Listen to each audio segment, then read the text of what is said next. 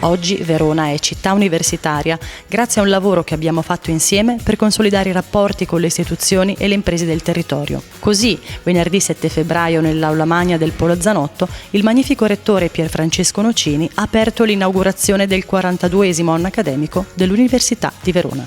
Siamo arrivati dove volevamo nel 2019, no? Ed era un impegno molto importante. È ovvio che ci siamo arrivati per l'aiuto di tutti. Da soli, come dico sempre, si fa poco, si può essere veloci ma non si arriva a concludere. È una cosa molto bella, è un cambiamento di pensiero, un cambiamento del rapportarsi con le persone. Dobbiamo assolutissimamente mantenere questa mentalità di confronto, di apertura. Vorrei che le mie idee potessero essere portate avanti per poter dare un cambiamento a tutti noi. Quello che è un desiderio che viene dal cuore, io vorrei sempre la tolleranza, la discussione, e sarà uno degli argomenti. Mi sentirete dire più volte grazie, perché? Perché lo voglio dire grazie, perché questi risultati che abbiamo ottenuti sono sì merito delle mie idee, ma chi le ha messe in pratica è stato tutto il gruppo, perciò il grazie va a tutti. Da solo non sarei riuscito a fare nulla. Mi avete visto, sono sempre con il sorriso, sono sempre stato entusiasta.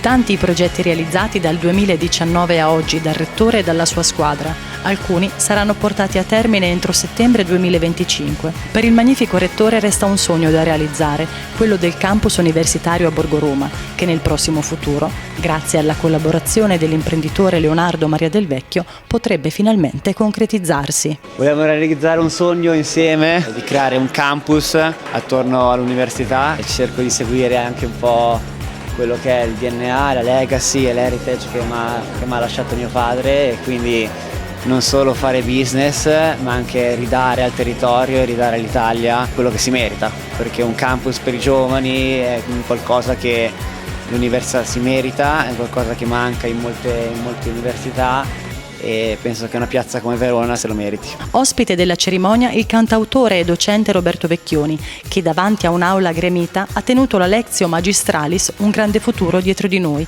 e ha ricordato ai nostri microfoni il legame speciale con Verona. Verona ha un occhio particolare dal punto di vista storico, Giulietta Romeo eccetera eccetera, poi dal punto di vista diciamo amoroso.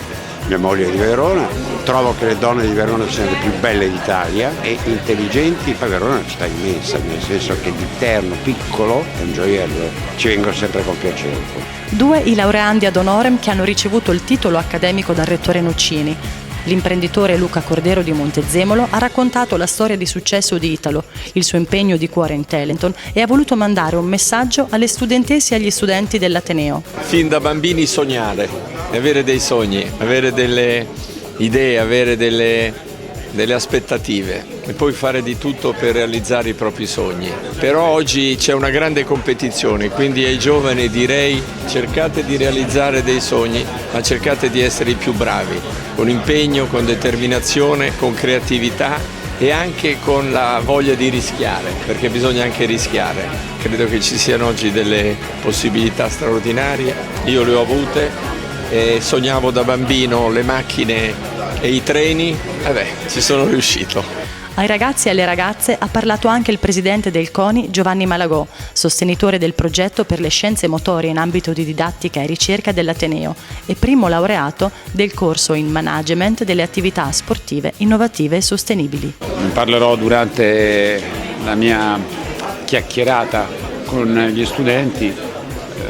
Avevo promesso quando venni a ottobre del 23 di portare avanti un progetto che coinvolgesse il più possibile i giovani laureandi interessati a trovare lavoro e impiego in grandi iniziative sportive. Lo stiamo dimostrando e oggi serve probabilmente anche ricordare il più possibile quello che secondo me possono essere idee, suggerimenti, consigli di come continuare ad avere questo tipo di aspirazioni.